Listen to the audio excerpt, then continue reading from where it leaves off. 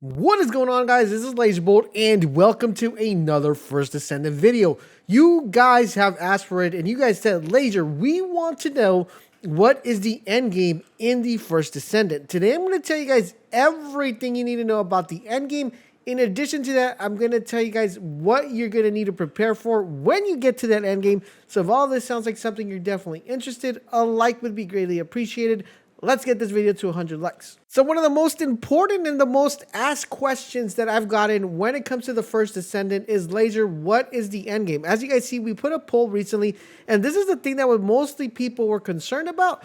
What exactly was the end game in this game? Now, I am going to have a ton of videos going over characters and all that stuff, so make sure you guys keep it locked on this channel. But if you guys are planning to do a lot of end game activities in the First Descendant, you're definitely going to need a lot of people to play with. So make sure you guys check our Discord server link down below. Now, let's get started with the first thing we're going to be talking about endgame, and that is going to be the loot, baby, because there is a intensive amount of loot. There is a lot of loot, guys. I'm telling you guys right now, I don't know if the beta is going to be this way, but the build that we played, there was an extensive amount of loot that was dropping from enemies, not only from the enemies that we were killing in the higher difficulties, but just from the regular enemies we were killing, just completing missions. Now, on top of this loot, guys, there's multiple loot to be had. So we have weapons. So there are a various amount of archetypes when it comes to weapons. There's a hand cannon, pistol, sniper rifle, assault rifle, pulse rifle, scout rifles. I think I mentioned sniper rifle, right? Rocket launcher, beam cannon. So there's an extensive amount of weapons within categories, and there are a ton of weapons that fall under these categories. So there's going to be a large amount of this. In addition to those weapon types, there are weapons that drop with certain attributes that are going to be beneficial depending on what type of build you put together. So if you're looking to put a build that's going to be focusing mostly on elemental, you're going to want to look for weapons that have elemental damage. If you're looking one with crit, you're definitely going to want to make sure you focus on one that has a lot of crit chance. If you're looking one that has a lot of attack power, then you're definitely going to want to make sure you look for that. So there's an extensive amount of other stuff that you're able to work on apart from just waiting for the weapon to drop. Now, in addition to that, there's a thing called runes. Now, I have a separate video going over runes and weapons, so if you guys want more details about that, you guys are more welcome to check that out. But the runes are going to be the fundamental point in the game, because that's what's going to make your character go from being okay to being a superhuman, powerful First Descendant. And you're definitely going to want to check out my difficulty video, because that one's another one that covers it. So you guys can see the difference of one that has a build put together and one that doesn't. So there's an extensive amount of options, whether it be via runes, via weapons. So loot, we have it covered, guys. The game has a ton of that. Now, the other end game activity ties into this one, and that is putting a build together, because like I said previously, that my difficulty video is a good example of this, is the fact that you're not going to be able to do high-end content unless you have a build together. So it's not something like where you have to reach the highest level. So the level cap here is level 40. But once you hit level 40, you're going to have to put a build together. And it is fundamental that you put a build together, because that's going to help you guys complete the game. So this is another endgame activity that I want to put in here, because even though you may have a level high character, it still won't be very viable unless you have a build. Now this leads me on to my third endgame activity, and that is mastery ranks. Now, mastery ranks are the same thing as leveling up, only that it's a different layer after you level up and hit level 40. So as you guys hit level 40, you're going to be able to unlock a thing called mastery ranks. And I believe that's even unlocked even before you hit level 40, and you're able to progress this as you're leveling up. But once you hit level 40, you can keep upgrading these master ranks over and over and over again. Now, these master ranks are very awesome and good, because they're going to allow you to not only work on your builds, but they're going to allow you to increase the slots that you're able to have within your character. So as you guys know, runes play a big important part of the game. And the more runes you're able to slot into your character, the more super powered, superhuman your character is going to be. And by hitting those mastery ranks, you're going to be able to increase those slots, allowing you guys to diversify that. Now, I don't know what the maximum number of the mastery rank is. The higher we were able to go up was to 8. So I don't know what the cap is. It could be 10, it could be 20, it could be 100. We don't know right now. I did ask. I never got an answer back. So we're still waiting to know what the mastery rank level cap is.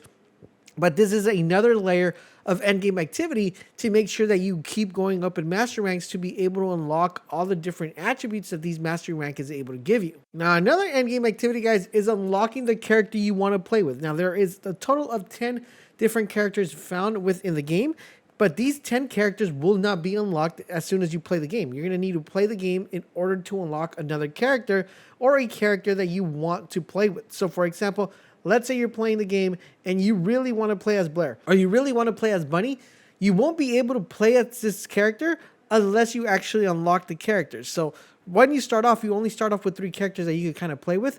And if you want to get another character, you're going to have to go ahead and collect materials, collect items to be able to unlock that specific character, which I know a lot of you guys are going to want to unlock certain characters. And there's another endgame activity, being able to unlock the character you want or being able to unlock every single character found within the game. The other endgame activity we're going to be talking about, guys, is called raids. Now, raids are pretty interesting because, I mean, I wouldn't call them, they call them in the game raids. To me personally, they seem more like dungeons, at least the ones I was able to play. I didn't feel like I was doing a raid. It felt more like I was doing a dungeon. But this particular ending activity only unlocks after you complete the tier or you complete the map section. So there are different map sections. I believe there's a total of 11 or 10 of them. Now, each section has its own raid. Now, the only way you're able to unlock this raid is you actually progress throughout the entire map and clear the map out. Now, this is where I tell you guys it's extremely important that you play with friends because these are actually pretty difficult. At least the bosses are.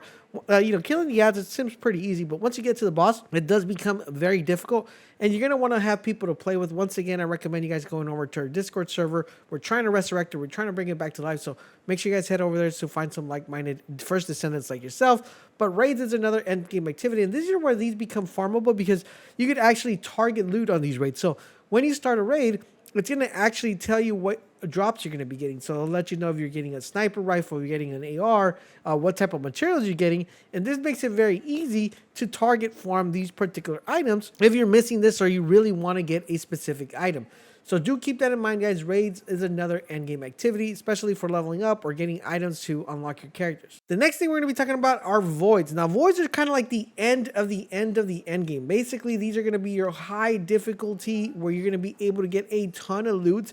And the cool thing about voids, guys, is they come in different categories. So there is a normal mode, and then there is a hard mode, right? So the normal mode, you're able to play it as soon as you're leveling up and getting your gear on. And as you progress to these voids, the bosses keep getting harder and more difficult. More mechanics get unlocked for a specific boss. But this is the end of the end games. Now, this is going to be where you guys are going to want to come and farm those high-end components, high-end items, and also those high-end weapons and high-end runes to be able to maximize your character to its full potential.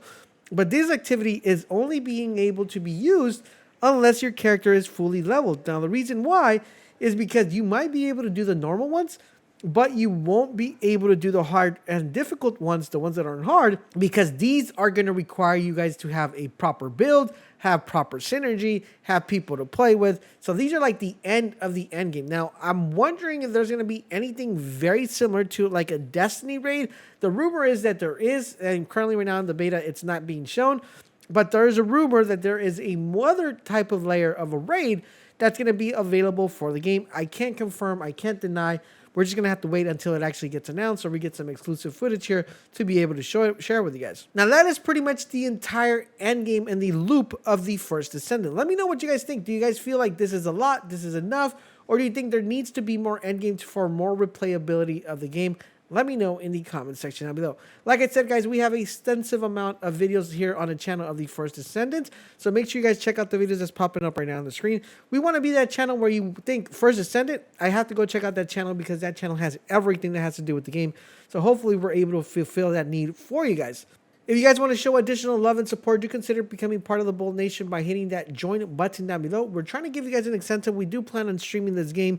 So if you guys are trying to do high-end content and can't find people to play with or just want to chill on the stream and hop on a live stream, make sure you guys consider becoming part of the Bolt Nation. We are going to be doing that as an incentive. Thank you guys for watching, and I'll catch you guys on the next video.